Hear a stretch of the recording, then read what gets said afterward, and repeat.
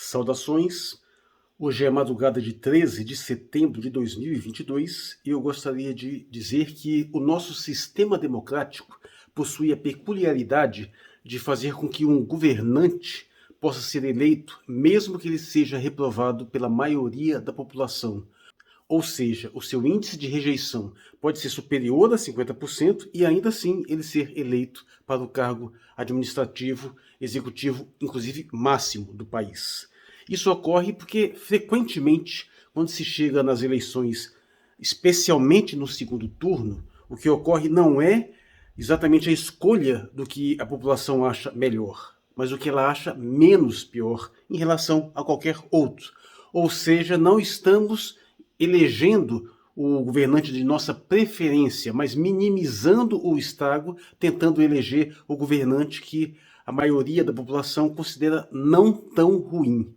Esse tipo de distorção tem caracterizado a maior parte das democracias ocidentais. E o caso do Brasil é autoevidente, mas ocorre também nos Estados Unidos, na França, e qualquer outro país com sistema presidencialista, principalmente, embora afete até mesmo o sistema parlamentarista.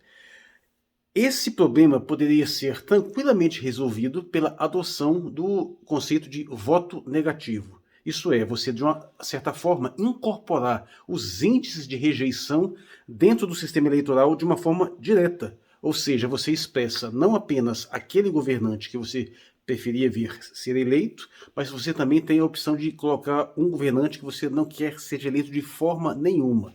E assim, cada governante que recebesse um voto negativo subtrairia um voto positivo. E o que aconteceria? Não seriam eleitos os governantes com maiores índices de rejeição. Nós então teríamos um sistema eleitoral que conseguiria eliminar os extremos, permitindo a eleição de um governante mais consensual, que ainda que não fosse a primeira opção da maioria, pelo menos não é odiado pela maioria. Esse tipo de situação tenderia a atenuar a polarização, enfraquecer os extremismos e gerar uma conciliação mais eficiente na sociedade.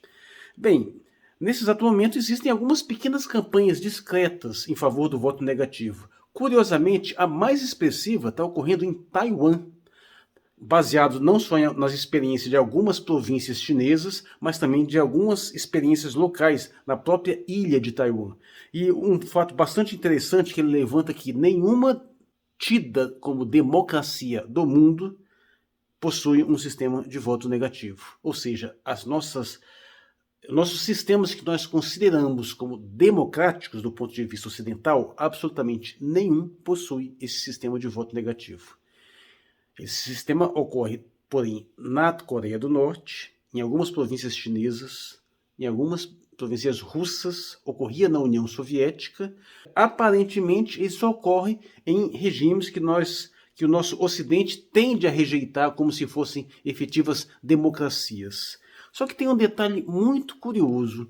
Aqui no Ocidente, apesar de não haver o voto negativo em nenhum sistema político, e apesar de haver, por exemplo, em reality shows, em algumas situações onde é utilizado esse sistema, também tem um outro âmbito onde o voto negativo é quase praticamente dominante. É na direção de grandes empresas, das grandes corporações. Nesse exato momento, está havendo uma discussão sobre a Vale do Rio Doce implementar o voto negativo, a atual Vale, né? Mas é altamente comum nas grandes empresas, nos grandes conglomerados empresariais, nas megacorporações, os grandes fundos de investimento, esse sistema de voto negativo. Às vezes, acontecendo até mesmo, de nem sequer ter mais voto positivo, é apenas na base de voto negativo, no formato que uma diretoria apresenta uma série de opções para os acionistas e eles simplesmente, pelo sistema de voto puramente negativo, fica aquele que é menos controverso. Mas a ideia que eu estou colocando seria que, no caso do nosso país, por exemplo, a gente colocaria uma opção a mais no processo de votação. Claro, você votaria todos os sistemas normais e na votação para executivo, porque apesar de ser possível aplicar também para o legislativo, eu não vejo muita razão, seria mais especificamente para o executivo, onde você poderia determinar lá qual governante que você não quer ver eleito de jeito nenhum. E assim, você depuraria esses governantes com altíssimos índices de rejeição, esses que são odiados pela sociedade. No entanto, por que esse sistema não existe em nenhuma das democracias, aquelas que nós entendemos como democracia? Por que aquela coisa que é vista como boa na direção das grandes empresas parece que não está disponível para o sistema político em si? Por um motivo muito simples, né? Porque nós não vivemos em democracias reais no sentido pleno do termo. Nós vivemos num sistema plutocrático manipulado por oligarquias. E o melhor recurso que as oligarquias têm para conseguir manipular a população é rachar ela no meio e forçar uma divisão entre grupos polares que ficam brigando entre si. Enquanto isso, eles manipulam os dois lados, sendo que um lado avança um tipo de agenda e o outro lado avança outro tipo, que servem aos mesmos interesses dos plutocratas que estão lá em cima. Portanto, você pode apostar que se essa discussão começar a crescer aqui no Ocidente, nas nossas ditas democracias liberais, pode apostar que essa discussão provavelmente vai ser interditada, vai ser vetada. E pode apostar que já dá até para prever qual vai ser um dos mais comuns argumentos, né? Vão dizer, mas isso é lá na Coreia do Norte, isso é era na União Soviética, isso é na China, essas coisas não são democracias. Então vamos deixar essa porcaria do jeito que está mesmo, com essa polarização infinita, com essa desestabilização completa, onde o governante tem que ficar negociando com um parlamento, um congresso extremamente corrupto, e fazendo concessões, e fazendo compras, e pagando mensalão, e fazendo orçamento secreto, se quiser governar.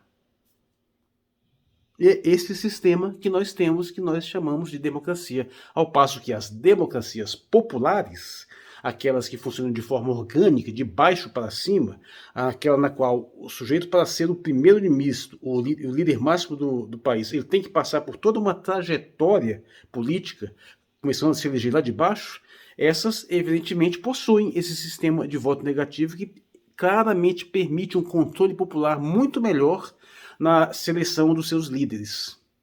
E aí fica bem autoevidente o que ocorre, né?